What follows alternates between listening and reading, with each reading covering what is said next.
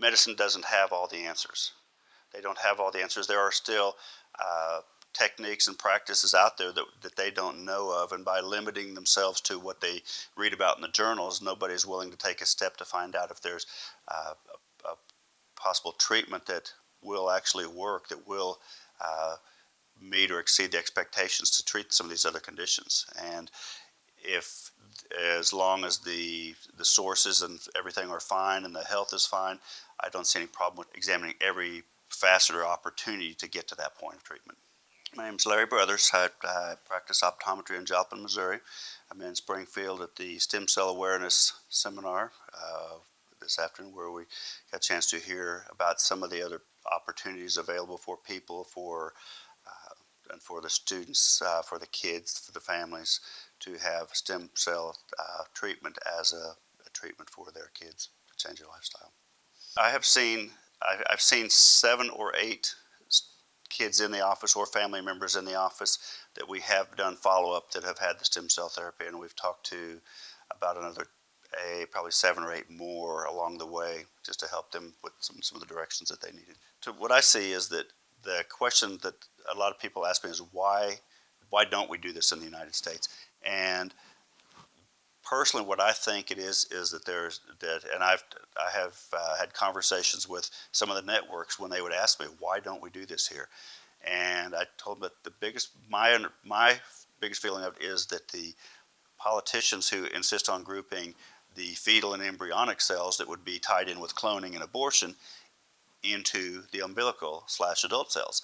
And if they would separate them, they know that there are 80-some conditions at that time, last I checked, 80-some conditions that are treatable, acceptable by the FDA with the umbilical cells, with success, and there are 0 successes with the fetal and embryonic. If they would take a step back and look towards the one and focus on the one that they know does work and set it apart, then I think that you're more likely to see that sooner. But there's so much controversy on just the words, the 2 words stem cells, that everybody has negative connotations about it. 2 of the 8 were SOD and the others were ONH, but some of the children are more profound in the depth of their conditions, and you may not have the verbal communication. You may not have the child that sits down there and carries on a conversation, but when you still talk to the parents of those children, they still are touched by the same things that they see the development changes in their child, even with the SOD, even if it's something that is more profound. The child may not get up and run across the room, but there may be looks or responses that are, to me, would make it worth it as a parent. I have one. There's one that we had questions about whether it was not. And actually, he's one that has done the best. He's one that has done the best of all of them that we've seen. We thought that he might have been misdiagnosed, but he was. The others felt that the diagnosis was correct, and they did the procedure on him, and he is actually the one that has improved more than anybody else. That he is the one that is running through the house, and he sees last time we saw him, he was about 2060 to 2080. He is doing just fabulous with what he's got. With some of the individual kids, we have seen the first child that we saw was seeing about 24,000 one day or one month post-op. They were down, which is the big E at 2 feet. The next visit 1 month later, they could see down to the 3,000 foot letter, and so it was a 25% improvement in 1 month. That same child is now down to about a 2,600 letter. That is the best one that I've seen is around 2,160, 2,100, somewhere in that range. And these are kids that had various degrees of blindness or partial blindness, light perception.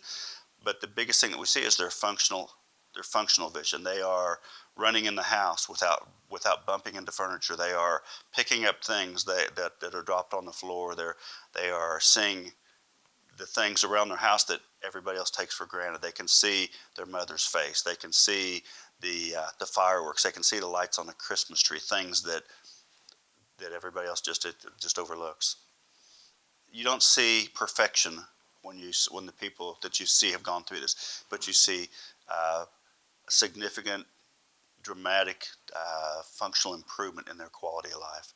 Do they see 20/20? No, but it's just a number. They do things, they can function better now than what they did before the treatment. The way we check the acuity is with the Snellen eye chart. We use a low vision chart which sits in the child lap, but it's basically a large eye chart. When you see the when you measure a large letter on a single page on a chart, they have one chance to get it right or wrong. There is not the next page, just as in the eye chart, is a letter that's much smaller. So it's hard to in the weaker prescriptions. It's hard to get a definitive answer. If the child comes in tired, they may not be able to see the one big letter. They may get it right the next time, but if they miss it the first one, the next page is another 25% or 30% improvement, or a smaller letter, and they may not be able to visually see that. And so the changes are small. That's why the longer term follow-up becomes necessary, because you can't just look at it from day to day. You have to see the trend. You have to look at the trend and follow the history on it. The acuity is not the best test to look at the chart, the eye chart. What we look at is the information on the MRI to make sure the diagnosis is correct. We look at the optic nerve. We take a look at the retina and the optic nerve to make sure that it is truly the optic nerve hypoplasia or the SOD, because that's the ones that we know have been treated successfully.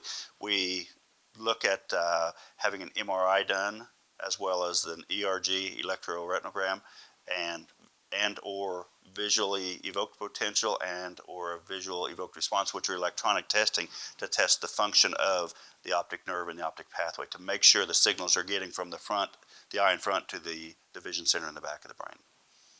The placebo effect eventually wears off, if it's a placebo effect, and there may be some of that. I had a comment once that even that a mother, talk about the lack of understanding of what actually goes on using the umbilical cells, that the question to somebody was, if they use the stem cells of an Asian baby, will their child develop Asian characteristics?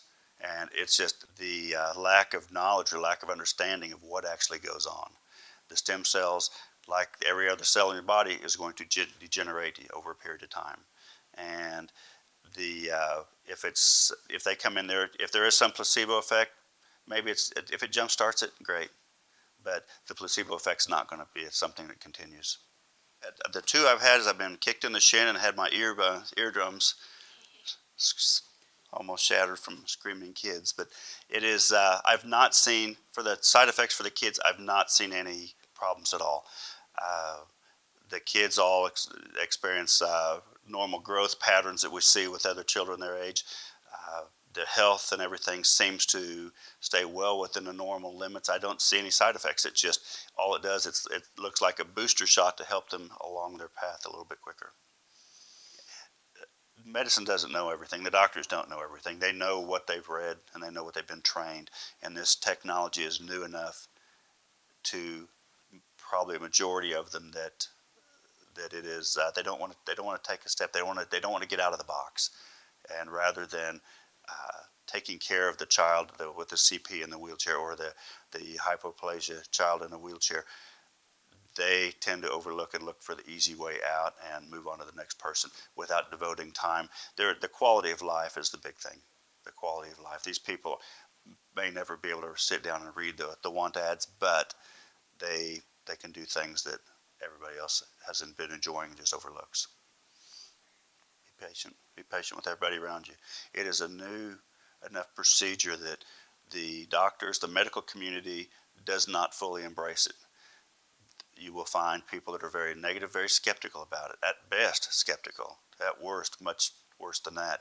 Families that mean well, but they don't have the same interest as you would as a parent. And so if they don't agree with you, don't take it too personally. Just move on and do what you think you need to be doing.